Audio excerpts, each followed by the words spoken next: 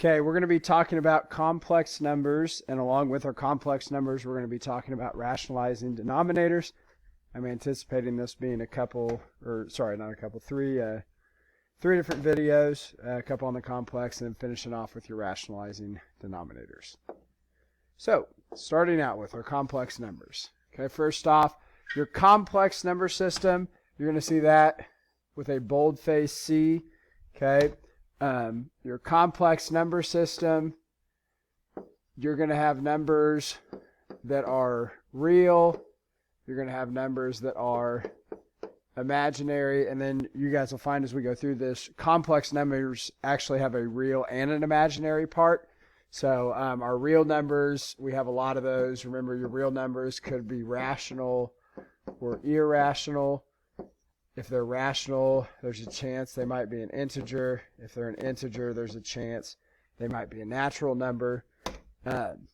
So we've kind of just added on to our real number system with these complex numbers. So first off, what are imaginary numbers? Well, I just kind of gave a little explanation there, but imaginary numbers are numbers that can be written in the form of BI. How do you get those imaginary numbers? Well, that's when you take a square root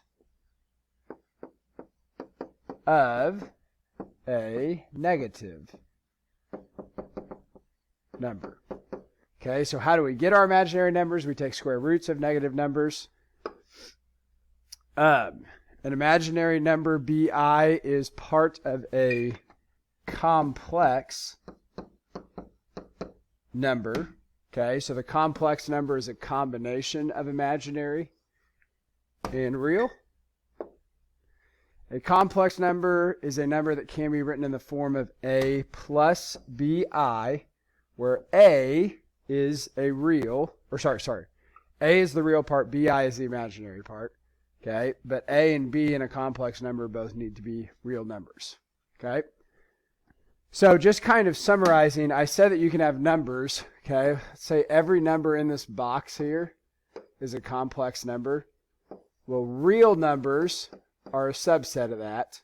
Okay, imaginary numbers are a subset of that. So real numbers, square root of 2, 1/3. Imaginary numbers, I, 3i. Well, there are complex numbers that don't really fit into just real or just imaginary. Your complex numbers are like 2 plus 3i.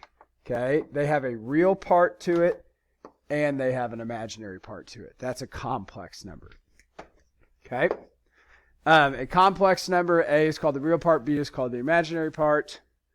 What is the standard form for all complex numbers? And this is really important. All complex numbers have a standard form, and the standard form is A plus BI. And that's very, very important. All of your answers, when you're dealing with complex numbers, have to be written in the form of A plus BI. Okay? Basically, a lot of times people want to write something like a 3 minus 2i, Someone might want to write the number as 2i minus 3. That is incorrect, okay? Because the imaginary part has to come second, okay? So that's kind of a refresher on your complex numbers. So we're going to go ahead, go to the next slide. Okay, before I get to this, actually, just kind of off in the margins, just real quick refresher. Okay, do these off in the margins. What's the square root of negative 49? Square root of negative 49. Okay, well, when I do that one, we can split up our square roots. So it's a square root of 49 and a square root of negative 1. Square root of 49 is 7. Okay, and then the square root of negative 1, this is the building block that they were talking about on that last slide. Square root of negative 1 is the building block for all imaginary numbers. So the square root of 49 times the square root of negative 1, okay, the square root of negative 1 is I. So based on that, we know that the square root of negative 49 is 7i. Okay, square root of negative 36, what's the square root of negative 36? Well, that would be 6i. Okay, square root of negative 25, square root of negative 4, what are those? Well, square root of negative 25 would be 5i. Square root of negative 4 would be 2i. Okay, pause the video and write those off in the margins just to kind of get yourselves thinking there. I probably should have had a slide for this. That's my fault. Okay. Along with those, you can get a little bit more complex than that. Say that somebody asks you what's the square root of negative 18. Okay, well, we can simplify the square root of negative 18. The first step would be to rewrite this as square root of 18 times square root of negative 1. So we know the square root of negative 1 is I. Okay, but then how do I do the square root of 18? Remember, that's where we use our factor trees, 2 and 9, 3 and 3. So it has a 3, and that 3 we can pull out in front. When I do that, I'm left with the 3 square root of 2, I. So the square root of negative 18 is going to be 3 square root of 2, I. Okay? Do another one, square root of negative 20. Okay, we can just be thinking of our factors of 20, 4 and 5, 2 and 2. So 2 moves out in front, 5's left on the inside. Since there's a negative, there's going to be an I, and it's 2 square roots of 5, I. Okay, I probably, like I said, I should have had a slide for that. That's my fault for forgetting that. Okay, but that's just kind of basics for finding the square roots of negative numbers. Those give us our imaginary numbers. Okay, all right. Then, after we got that done, okay, we're going to talk about how you can add and subtract complex numbers. Okay, so I have a complex number here, and I'm adding it to this complex number here. Basically, when you're adding and subtracting complex numbers, you just want to treat the i's like variables. So you could pretend like this is 2 plus 3x plus 4 minus 2x. Okay, and you're just going to combine like terms. So anytime you're working with your imaginary numbers, you're really just combining like terms.